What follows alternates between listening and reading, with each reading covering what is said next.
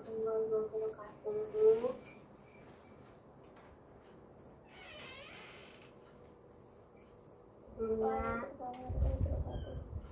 Sebelumnya perkenalkan, nama saya Ella Sukakurnia.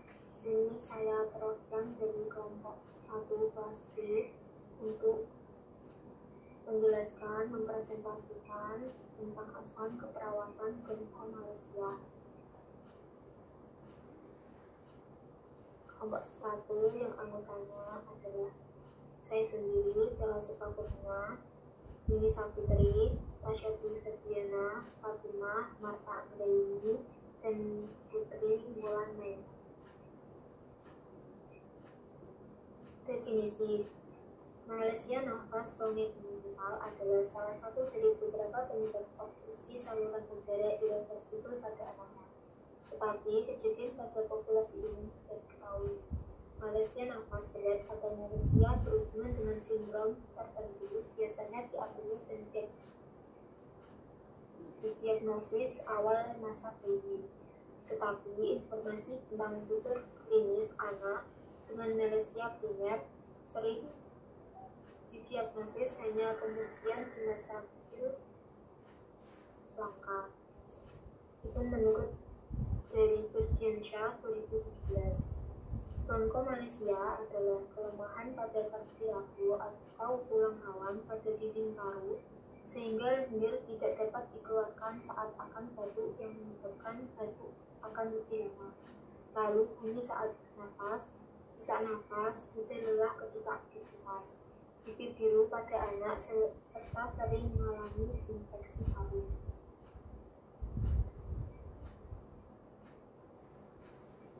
Etiologi Bronco Malaysia.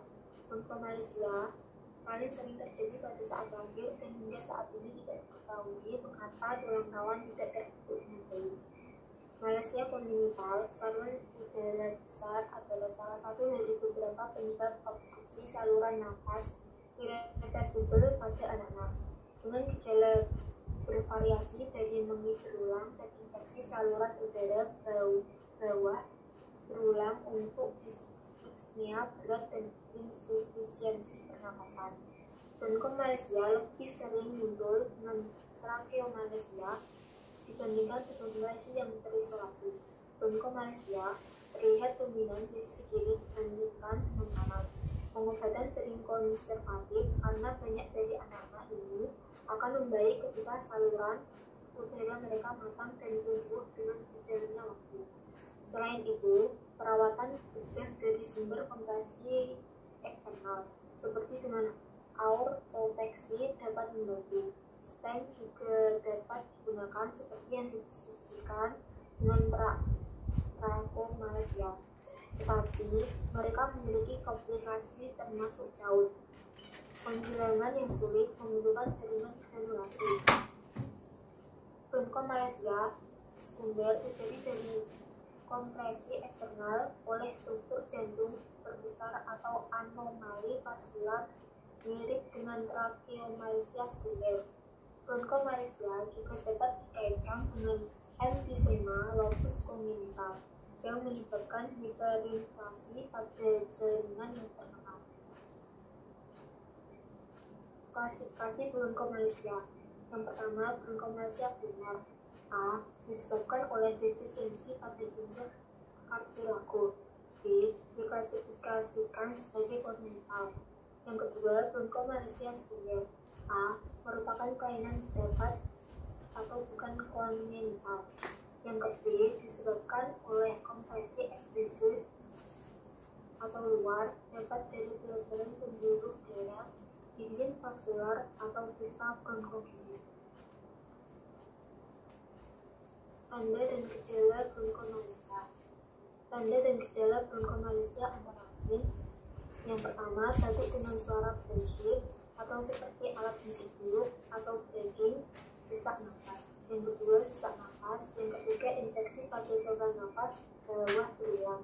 Yang keempat, ditemukan suara wheezing atau bunyi. Yang kelima, kelelahan. Yang terakhir, apnea. Patofisiologi Bronco Malaysia. Trakea dan bronkus terbuat dari jinjing tidak lengkap dari tulang rawan, dan jika tulang rawan ini lemah tidak dapat mendukung jalan nafas. Hal ini lebih mungkin terjadi saat menghembuskan nafas dan menangis. Hal ini dapat menyebabkan nyeri, batuk, sesak nafas, atau nafas cepat. Ketika masalah yang sama terjadi di saluran nafas kecil yang disebut bronkus, itu disebut bronkomalacia. Saluran udara dari paru-paru yang sakit atau lumpuh saat menghembuskan nafas karena pelunakan dinding saluran nafas.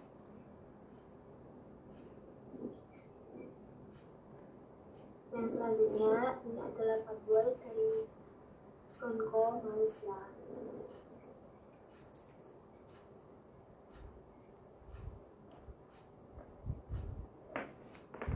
Pemeriksaan penunjang. Yang pertama, bronkoskopi. Bronkoskopi adalah pemeriksaan atau inspeksi langsung terhadap laring dan bronkus melalui suatu bronkoskop logam standar atau bronkoskop serat optik fleksibel yang disebut dengan bronkofibroskop. Tujuan utama bronkoskopi adalah untuk melihat, mengambil, dan mengumpulkan spesimen. Indikasi bronkoskopi adalah sebagai berikut. Untuk mendeteksi lesi trakeal bronkial karena tumor, untuk mengetahui lokasi pendarahan, untuk mengambil benda asing, yaitu sekresi dan jaringan, untuk pemeriksaan sitologi dan bakteriologi, untuk memperbaiki drainase trakeobronkial. Adapun prosedur tindakan bronkoskopi adalah sebagai berikut. Persetujuan tindakan, puasa selama 6 jam lebih dianjurkan 8 sampai 12 jam. Lepaskan gigi palsu, kontak lensa, dan perhiasan. Kaji riwayat alergi terhadap obat-obatan. Periksa dan catat dengan total vokal. Premedikasi. Pasien dibaringkan di atas meja dengan posisi terlentang atau semi-polar dengan kepala ditengadahkan atau didudukkan di kursi. Tenggorok disemprot dengan anestesi lokal. Bronkoskop dimasukkan melalui mulut atau hidung. Wadah spesimen diberi label dan segera dibawa ke laboratorium. Lama pemeriksaan kurang lebih 1 jam. Yang kedua yaitu CT scan. CT scan paru-paru merupakan salah satu metode pencitraan yang digunakan untuk mendiagnosis dan memantau tata laksana dari berbagai kelainan pada paru-paru. CT scan atau pemindaian tomografi terkomputerisasi melibatkan berbagai gambar yang diambil dari sudut-sudut yang berbeda, yang kemudian akan dikombinasikan untuk menghasilkan gambaran melintang dan gambaran 3 dimensi dari struktur internal paru-paru. Tujuan utama dari pencitraan ini adalah untuk mendeteksi struktur abnormal di dalam paru-paru atau ketidakteraturan yang bisa jadi merupakan gejala yang dialami oleh pasien. Di samping untuk mendiagnosis penyakit atau diagnosis pada paru-paru, CT scan juga dapat digunakan untuk mengambil pengobatan tertentu untuk memastikan ketepatan dan ketelitian. Selain itu, CT scan paru-paru lebih berguna untuk mendiagnosis tumor paru apabila dibandingkan dengan X-ray standar pada beda. Itulah mengapa CT scan paru-paru digunakan untuk menentukan lokasi, ukuran, dan bentuk dari pertumbuhan kanker. Prosedur pencitraan ini juga dapat membantu mengidentifikasi adanya pembesaran nodus limfa yang merupakan gejala dari penyebaran sel kanker dari paru-paru. Yang ketiga, MRI dada, Magnetic Resonance Imaging atau MRI, atau pencitraan resonansi magnetik, adalah pemeriksaan yang memanfaatkan medan magnet dan energi gelombang radio untuk menampilkan gambar struktur dan organ dalam tubuh. MRI dapat memberikan gambaran struktur tubuh yang tidak bisa didapatkan pada tes lain, seperti rongsen, USG, atau CT scan. Selanjutnya dijelaskan oleh teman saya yaitu Nini Saputri. Monggo Mbak Nini. Selanjutnya ada komplikasi. Yang pertama bronkitis, kedua polisaminitis, 3 pneumonia, 4 asma. Lalu penata laksanaan medis. Yang pertama dan invasif minimal bersamaan dengan pemberian tekanan udara positif yang kontinu. 2. Tekanan udara positif kontinu metode menggunakan respiratory ventilation atau CPAP, Continuous Positive Airway Pressure. Yang ketiga, tracheotomy, prosedur pembedahan pada leher untuk membuka atau membuat saluran udara langsung melalui sebuah insisi di trakea atau defibrillator.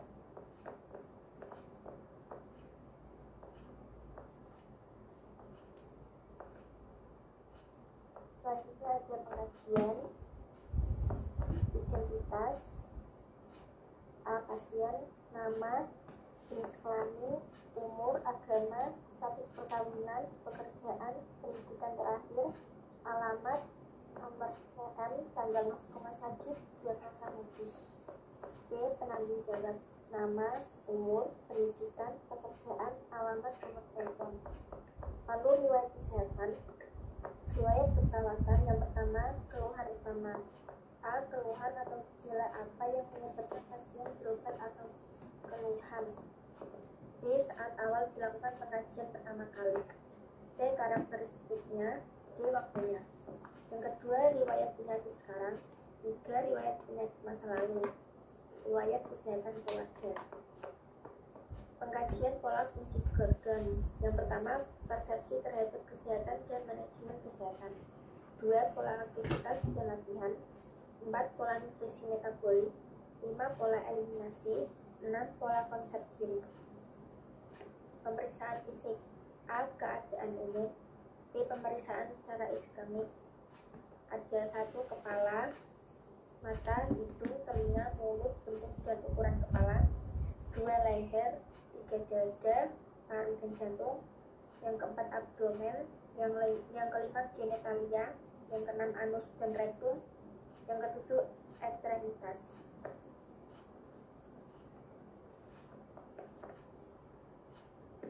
Pada pengkajian pasien dengan bronkomalacia Karismawati 2017 biasanya akan didapatkan data A. Aktivitas atau istirahat gejala. Yang pertama, kelebihan, kelelahan, malaise. Yang kedua, ketidakmampuan melakukan aktivitas sehari-hari. 3. Ketidakmampuan untuk tidur. 4. Dyspnea pada saat istirahat, tanda keletihan, gelisah, insomnia. B. Kelemahan umum atau kehilangan massa otot. Gejalanya pembengkakan pada ekstremitas bawah. Tandanya yang pertama, peningkatan tekanan darah, peningkatan frekuensi jantung atau takikardia berat. Yang kedua, distensi vena leher. 3. Edema dependen. 4. Bunyi jantung redup. 5. Warna kulit atau membran mukosa normal atau cyanosis. Yang keenam, pucat, dapat menunjukkan anemi.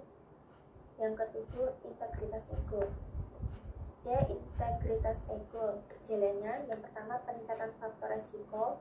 2. Perubahan pola hidup, tanda ansietas, ketakutan, kerangsang. D. Makanan atau cairan gejala. Yang pertama, mual atau muntah. 2. Nafsu makan buruk atau anoreksia. 3. Ketidakmampuan untuk makan. 4. Penurunan berat badan, peningkatan berat badan.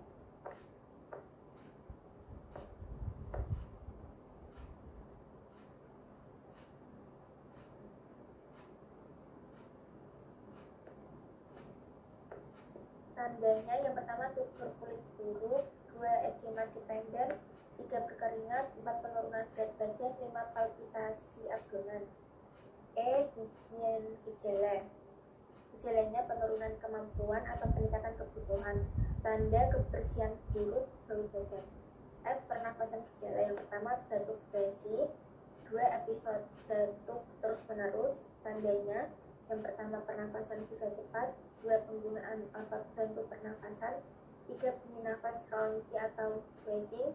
4. Perkusi hiperresonan pada area paru. 5. Warna pucat dengan cyanosis bibir dan dasar kuku abu-abu keseluruhan. Di keamanan gejala. Yang pertama, riwayat reaksi alergi terhadap zat atau faktor lingkungan. 2. Adanya atau berulangnya infeksi. Dan interaksi sosial. Gejalanya yang pertama, hubungan ketergantungan. 2. Kegagalan dukungan atau terhadap pasangan atau orang dekat. Penyakit lama atau ketidakmampuan baik.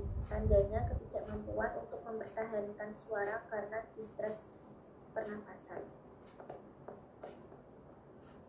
Selanjutnya ada diagnosa keperawatan. Yang pertama, bersihan jalan nafas tidak efektif. BD, akumulasi sekret kelebihan. 2. Gangguan pola nafas.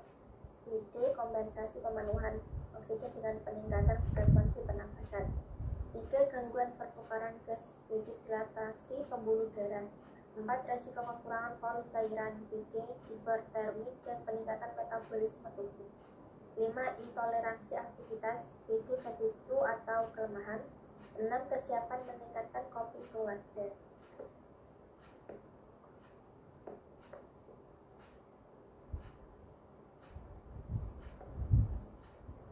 Selanjutnya adalah intervensi, diagnosa keperawatan, bersihan jalan nafas tidak efektif, akumulasi sekret kelebihan.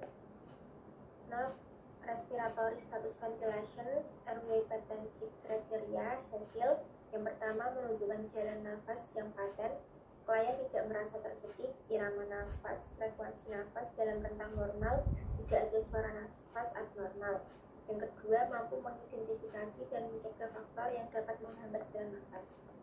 Need airway section, pastikan kebutuhan oral atau tracheal suction, auskultasi suara, nafas belum dan sesudah suctioning, monitor status oksigen pasien, airway management, identifikasi pasien dan memasang alat nafas buatan, auskultasi suara nafas, catat adanya suara nafas tambahan, monitor respiration dan status oksigen.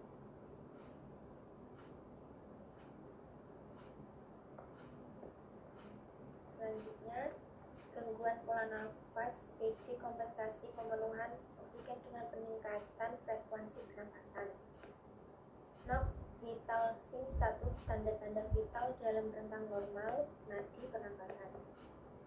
Auskultasi suara nafas, catat adanya suara tambahan, berikan bronchodilator bila perlu, atur intake untuk cairan mengoptimalkan keseimbangan, bersihkan mulut, hidung, sikret, dan trachea, atur peralatan oksigen, monitor nadi suhu dan RH.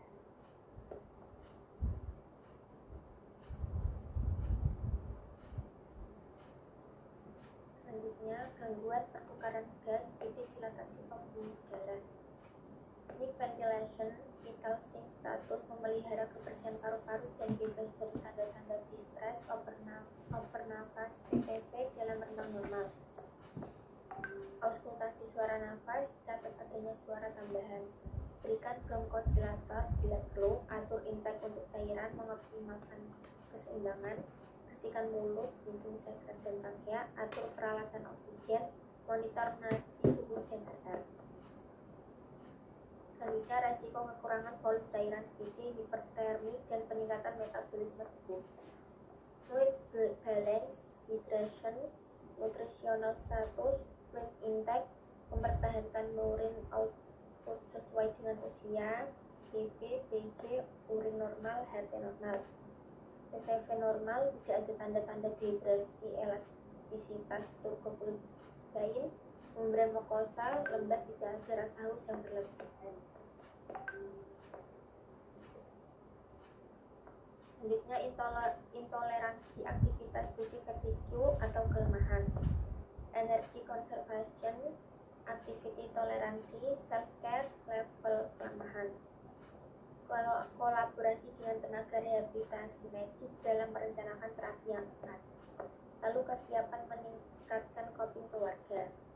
Coping keluarga yang pertama, menetapkan fleksibilitas, melibatkan keluarga dalam mengambil keputusan. Lalu, peningkatan coping yang pertama, berikan suasana penerimaan, gunakan pendekatan yang tenang, dukung kesabaran dalam mengembangkan suatu hubungan.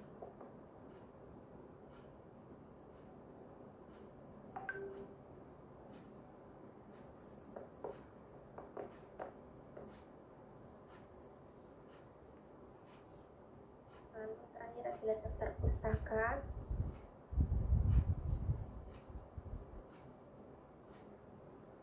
Terima kasih. Cukup sekian presentasi kami hari ini. Kurang lebihnya Kami mohon maaf.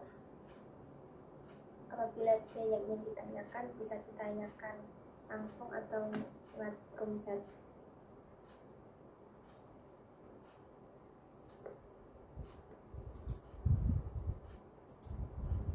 Assalamualaikum warahmatullahi wabarakatuh. Waalaikumsalam warahmatullahi wabarakatuh. Perkenalkan, nama saya Tasya Dewi Fetiana. Izin bertanya, apakah penyakit bronkomalacia bisa disembuhkan? Terima kasih. Assalamualaikum warahmatullahi wabarakatuh. Waalaikumsalam warahmatullahi wabarakatuh. Baik, saya akan menampung pertanyaan dari Mbak Tasya. Ada yang ingin bertanya lagi? Assalamualaikum warahmatullahi wabarakatuh. Perkenalkan, saya Putri Wulan. Izin bertanya, apakah bronkomalacia dan bronkopneumonia itu berbeda? Mohon dijelaskan. Terima kasih. Sama-sama.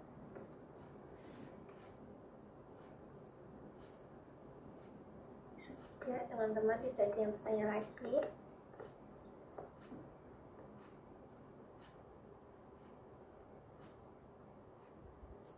Jadi saya akan menjawab pertanyaan yang pertama dari Mbak Tasya.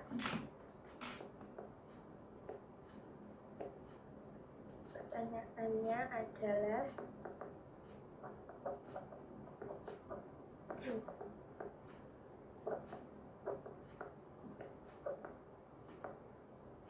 apakah penyakit bronkomalacia bisa disembuhkan? Jawabannya adalah penyakit ini tidak bisa disembuhkan, sehingga perawatan yang baik dibutuhkan untuk mencegah kerusakan berkembang lebih lanjut. Perawatan lengkap juga dibutuhkan guna peningkatan kualitas hidup pengidapnya. Mbak Tasya, apakah sudah jelas Mbak Tasya? Baik Kak, terima kasih atas jawabannya.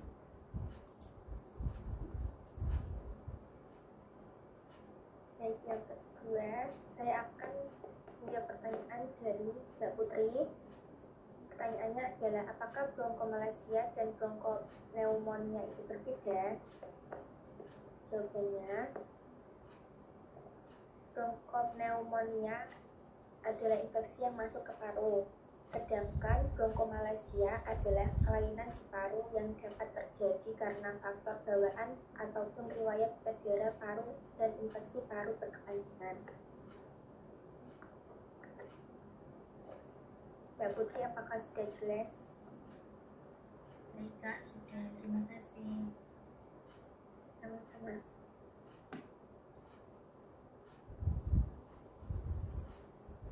Oke, terima kasih. Saya akan menutup presentasi dan tanya jawab ini. Kurang lebihnya saya mohon maaf yang sebesarnya. Assalamualaikum warahmatullahi wabarakatuh. Waalaikumsalam warahmatullahi wabarakatuh.